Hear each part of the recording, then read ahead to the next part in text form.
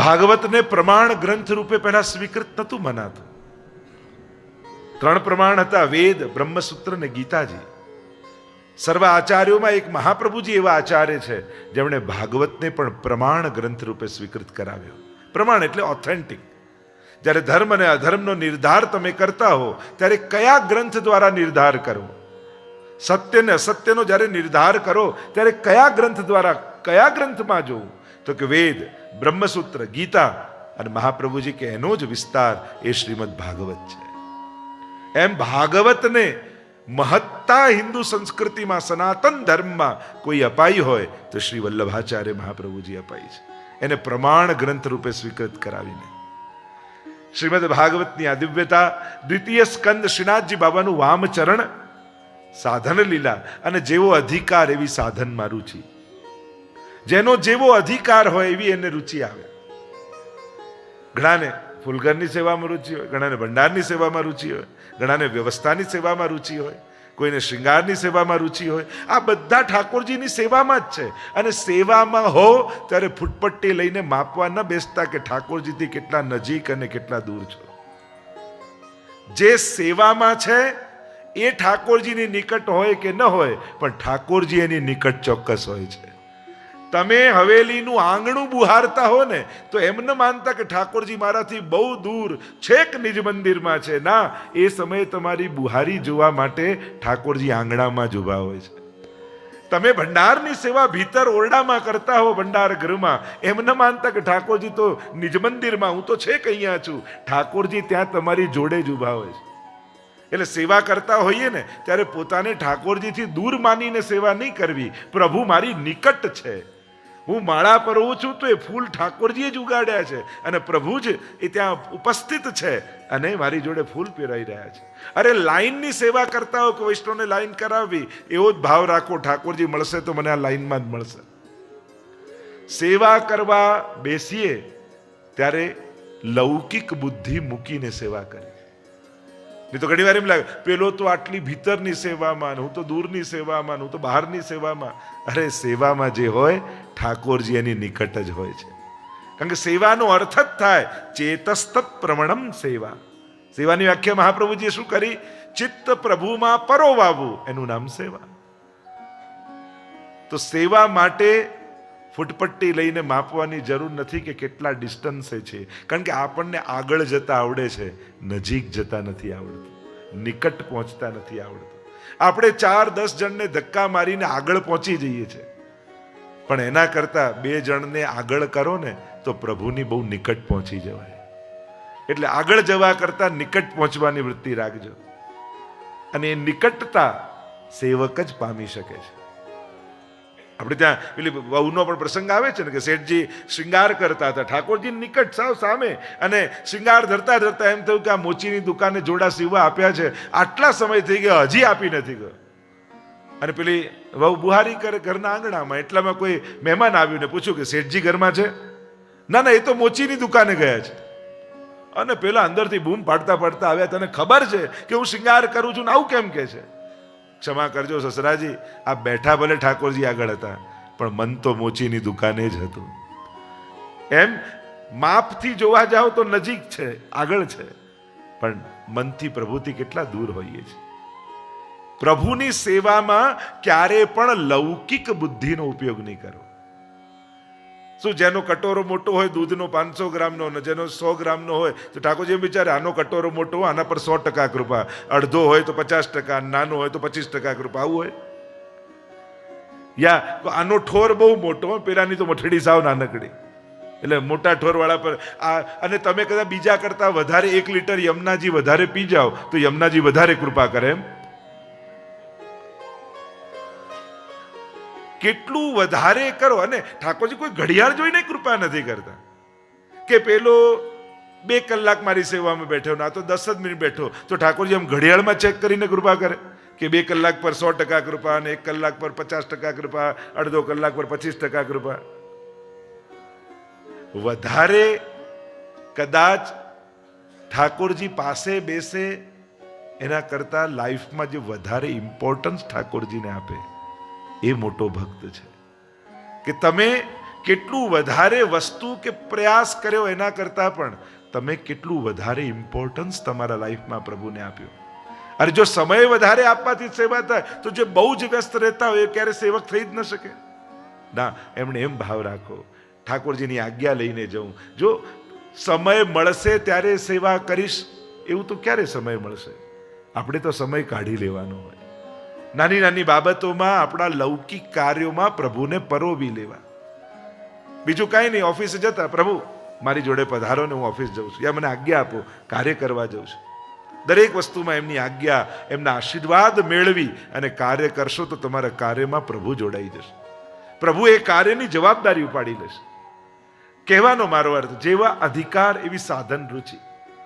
અહીંયા જ્યારે જીવ માત્રના કલ્યાણનો ઉપાય બતાવ્યો, તસ્માત ભારત સર્વાત્મા ભગવાન ઈશ્વરો હરિ શ્રોતવ્ય, કીર્તિતવ્ય અને સ્મરણ.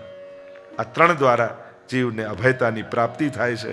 અનેક પ્રકારના પ્રશ્નોની ચર્ચા દ્વિતીય સ્કંદમાં આવી છે. સુખદેવજીએ વ્યાસજી પાસે ભાગવતજીનું અધ્યયન કર્યું, એની ચર્ચા આવી. સુખદેવજી તો જન્મતાની સાથે ઘર છોડીને ભાગ્યા. યમ પ્રવ્રજંતમ અનુપેતમ અપેત કૃત્યમ, અને નિરાકાર બ્રહ્મની ઉપાસનામાં લાગી ગયા.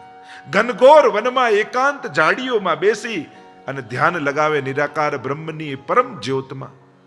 વ્યાસજીને થયું, અરે મારા આ સંપત્તિ, મારી આ ભાગવતની સંપત્તિનો સાચો કોઈ ઉત્તરાધિકારી હોય તો એ મારો પુત્ર સુખદેવજી છે. અને પોતે તો નિરાકાર બ્રહ્મની ઉપાસનામાં લાગી ગયો, તો આ ભાગવતનું અધ્યયન કરશે કોણ? કેમ એને કૃષ્ણમાં પ્રીતિ થાય? કેમ એને ભાગવતમાં પ્રીતિ થાય? યુક્તિ કરી પોતાના શિષ્યોને ભાગવતના અમુક શ્લોકો શીખવાડ્યા અને કહ્યું, હવે તમે યજ્ઞ માટે જ્યારે ફૂલો ચૂંટવા જાઓ ત્યારે વનમાં ફૂલો ચૂંટતા ચૂંટતા આ શ્લોકોનું ગાન કરજો. થયું કે આમાંથી એક શ્લોક પણ સુખદેવજીના કર્ણમાં પડી ગયો ને તો સહજમાં એને ભાગવતમાં પ્રીતિ થઈ જશે.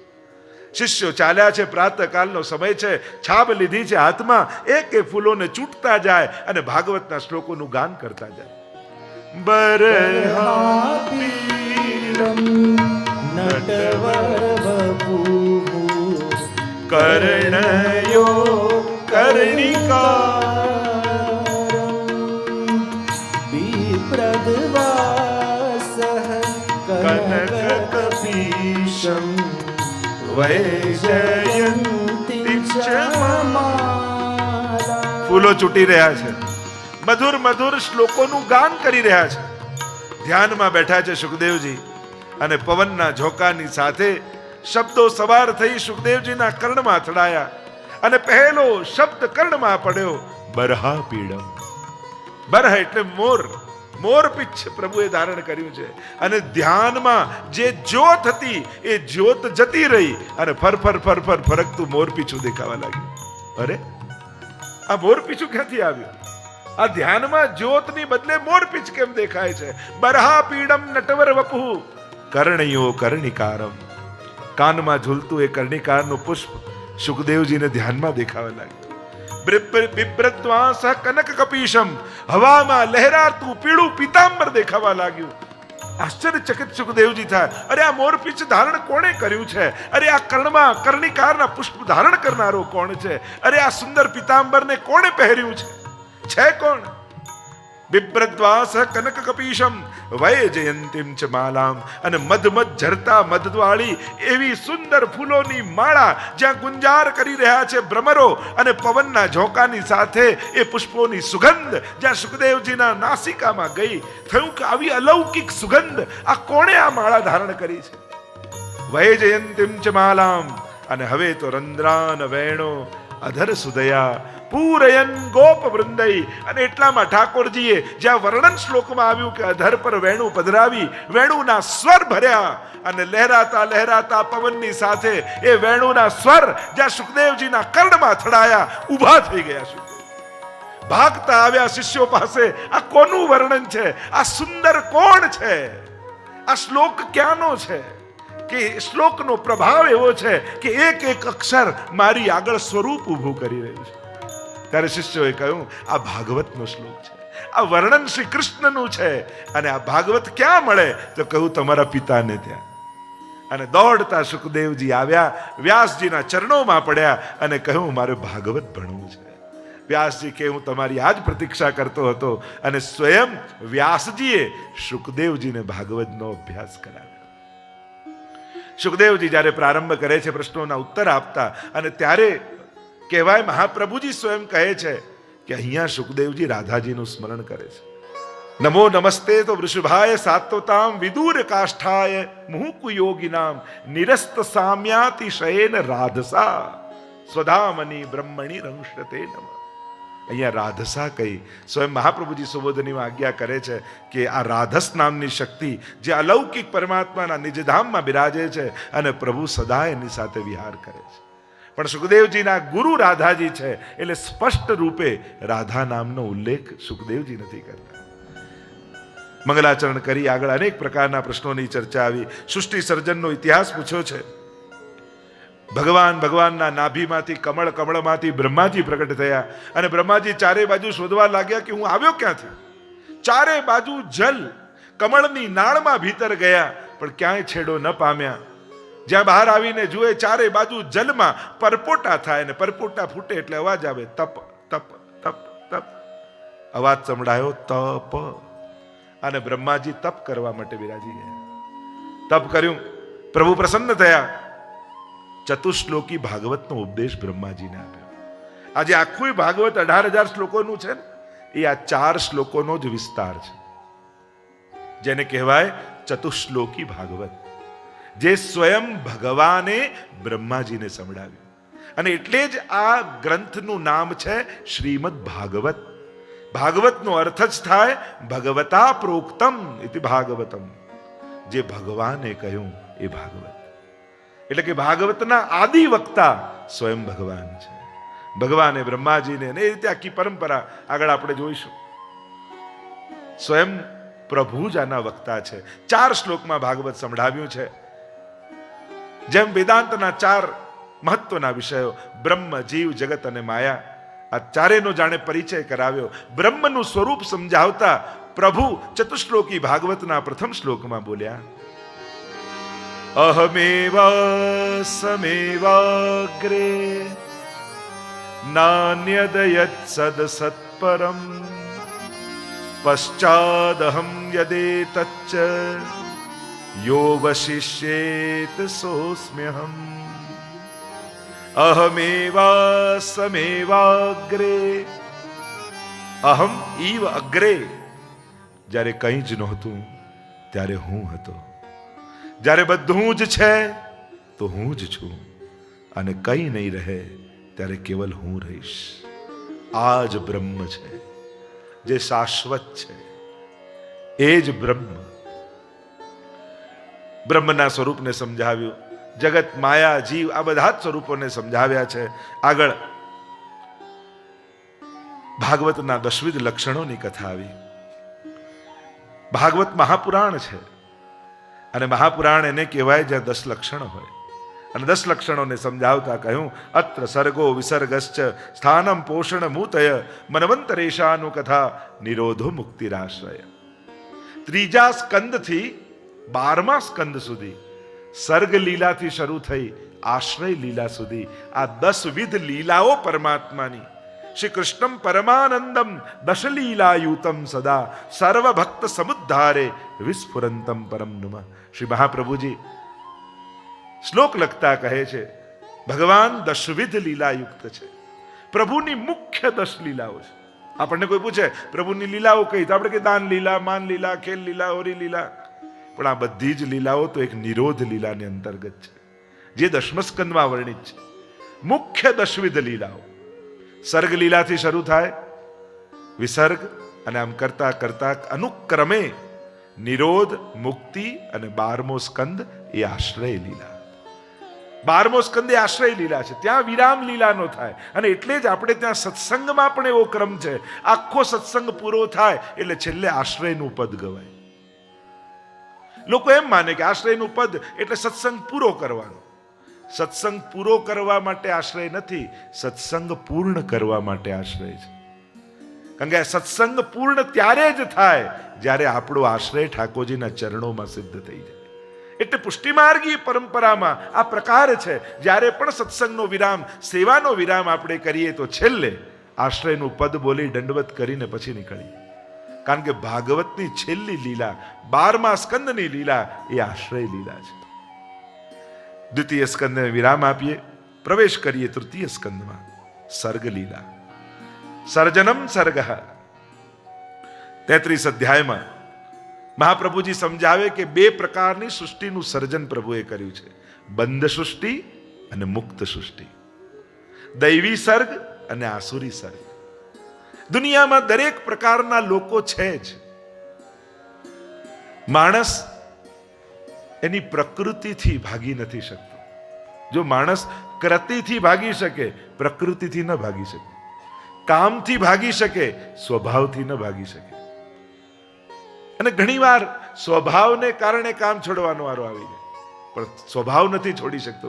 ઉત્તમ વસ્તુ પ્રાપ્ત થઈ હોય ત્યારે સ્વભાવ છોડીને પણ એને પકડી રાખવું.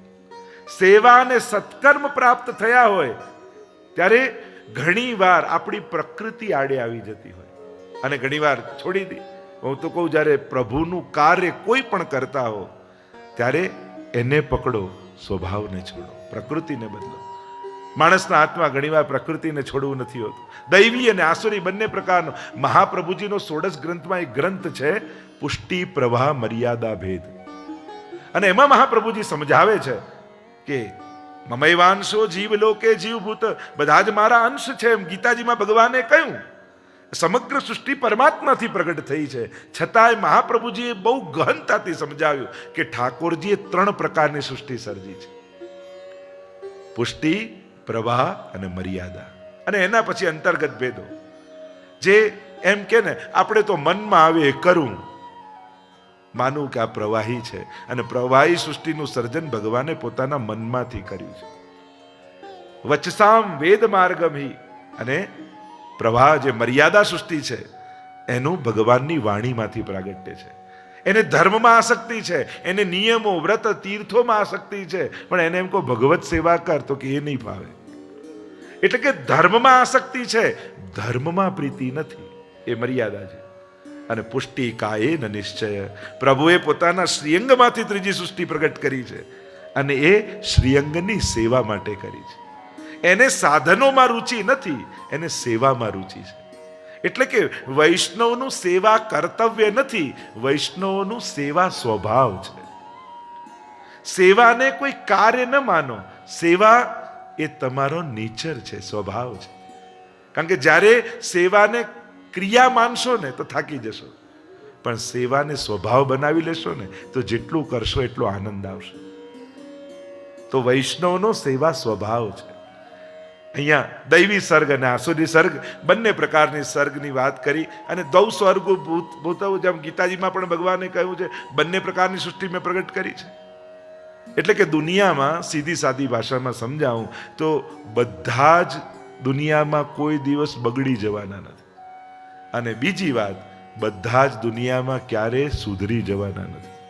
કારણ કે સૃષ્ટિ જ 2 પ્રકારની છે. અહીંયા તૃતીય સ્કંદની શરૂઆત કરી. વિદુરજી સમજાવવા જાય છે અને દુર્યોધને અપમાન કર્યો, મહેલ છોડીને કુટિયા બાંધીને યમુનાજીના તટ ઉપર રહેવા ગયા. થયું કે આ રીતે જ્યાં પ્રભુનું અપમાન થાય તો સર્વનાશ થઈ જાય. અને વિચાર કર્યો કે જો ભાઈઓ લડી રહ્યા છે તો મારે એ લડતા જોવા નથી ભાઈઓને.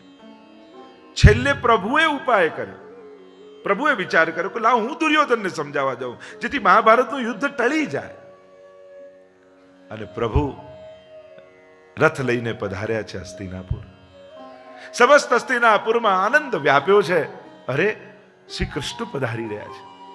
પ્રભુ છેલ્લો પ્રયાસ કરે છે કે દૂત બનીને હું જાઉં અને દુર્યોધનને સમજાવું કે યુદ્ધ ઠીક નથી, કોઈના માટે સારું નથી, યુદ્ધથી કોઈને લાભ થતો નથી.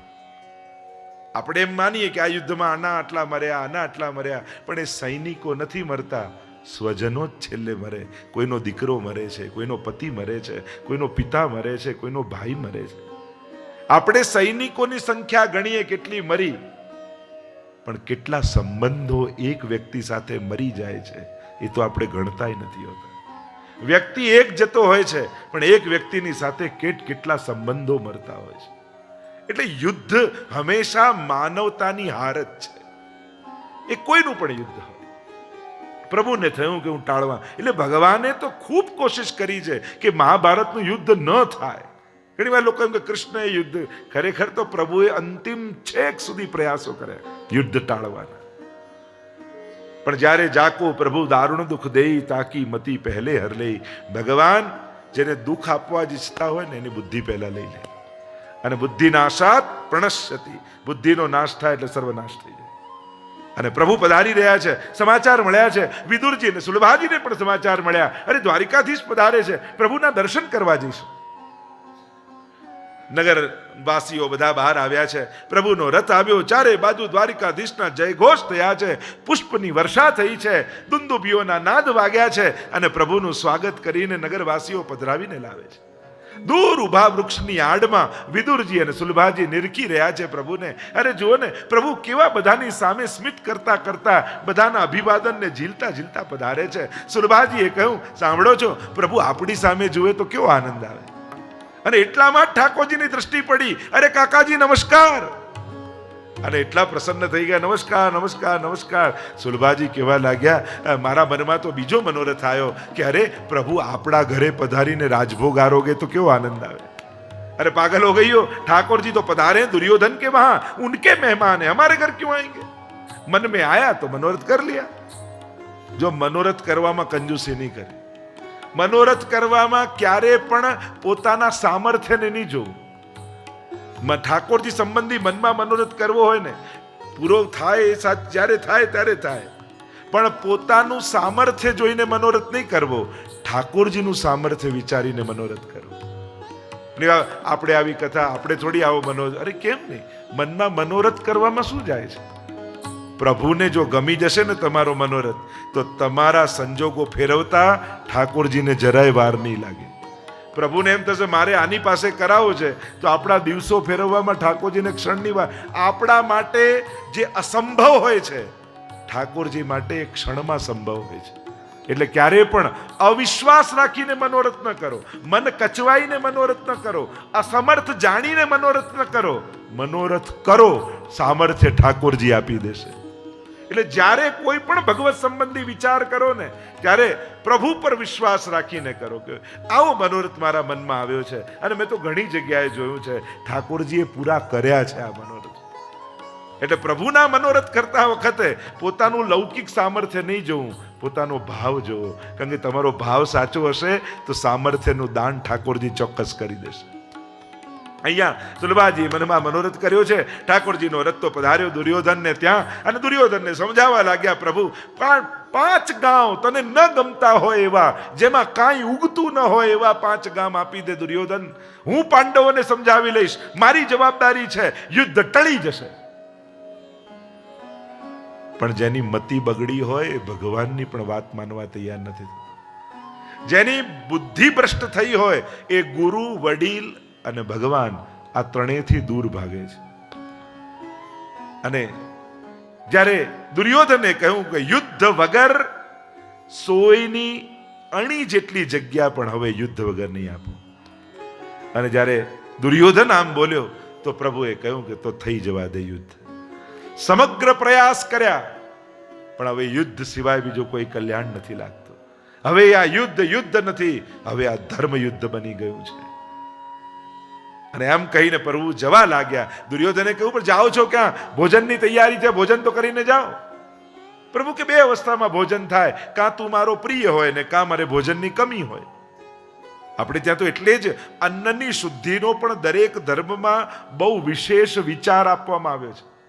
ગમે ત્યાં ગમે ત્યારે ગમે તે ખાવાથી બુદ્ધિ બગડે છે, એમ શાસ્ત્ર કહે છે. મન મિલે ઇષ્ટ મિલે, મિલે ભજન રસ રીત, તાહી કે સંગ કીજીએ ખાન પાન ઓર પ્રીત. એટલે આપણે ત્યાં બધા વિવેકો આપ્યા છે. ધર્મના આ સહાયક બધા જ નિયમો છે, દરેક સંપ્રદાયોમાં હોય છે. કારણ કે અન્નથી મન બને છે, એમ શાસ્ત્ર કહે છે. અને મન દ્વારા આપણે ઈશ્વર પ્રાપ્તિ તરફ જઈએ છીએ. એટલે આ બધા વિવેકો. એટલે પુષ્ટિ માર્ગમાં વિશેષ રૂપે કહ્યું, અસમર્પિત વસ્તુ નામ તસ્માદ વર્જનમાચરે. બધું ધરીને ન લઈ શકો તો આટલું તો કરો, પહેલું મોઢામાં મૂકીશ એ ઠાકોરજીને ધરેલું મૂકીશ.